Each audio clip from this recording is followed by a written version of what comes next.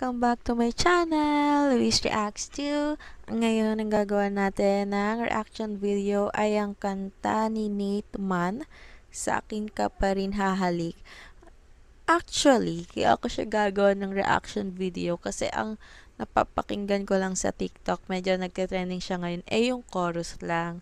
So, let's try to listen to the whole, wow, English, music niya. Netong kanta na to. So, let's get started! Maikli lang pala siya kasi 2 minutes lang eh. So, yun lang. 2 minutes.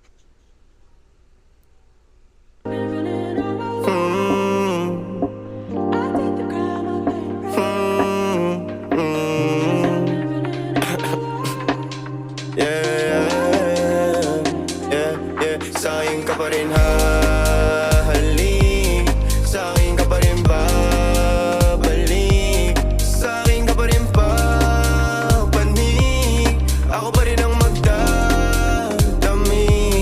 Kaya wag ka na magalit sa'kin, alam ko naman ang kahinaan mo, pati kung ano mga kailangan. Akala ko meron siyang parang music video. Akala ko music video talaga to. Hindi pala. Ano lang pala siya. Tama naman. Pero, kayo ba? Babalik ka rin ba kayo doon? Doon pa rin pa kayo hahalik? Doon pa rin pa kayo papanig? Di ka lang sanay sa'king ginaganto, kasi nakilala mong good boy, kaso laki ako sa hood boy, kaya bawal akong matusoy. Ingatan mo ang pangalan ko. Tama, ingatan mo ang pangalan ko.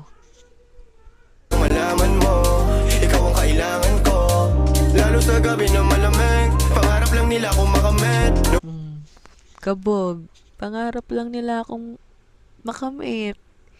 Ano ba yan?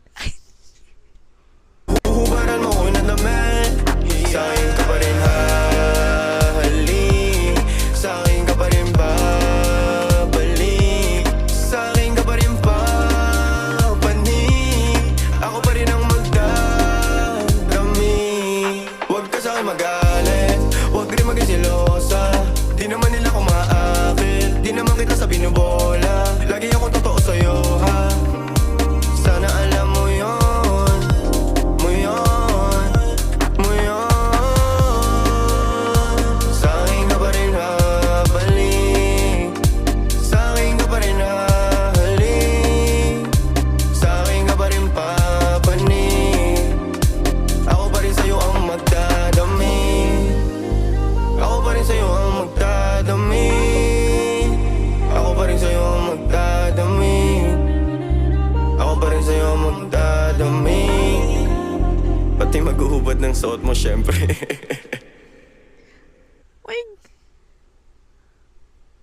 Oh my gosh, may ganun talaga sa dulo. Hindi ko in-expect yan. Ako pa rin ang ako pa rin ang maghuhubad ng damit mo, syempre. Ay, hindi ko in-expect yun na. Pero maganda yung kanta. So, parang ganito lang siya. Kunwari, nag-break na kayo. Friend pa rin kayo. Hindi ka pa nakaka-move on. Or hindi pa siya nakaka-move on. Ayaw mo makipag-usap sa kanya. Kaso gusto mo magparinig. Eto, gamitin mo yung kanta na to. Tapos lagyan mo nung kanta sa dulo. Siya pa rin yung maghuhubad sa'yo. Hindi ko in-expect talaga guys yung last part. Pero maganda yung kanta ni Nate Man. Ano ba? Parang bitin lang. Bitin lang siya para sa akin. Pero overall, ang ganda. Pwede siyang magamit talaga as pagpaparinig na kanta sa ex na. Ganun lang.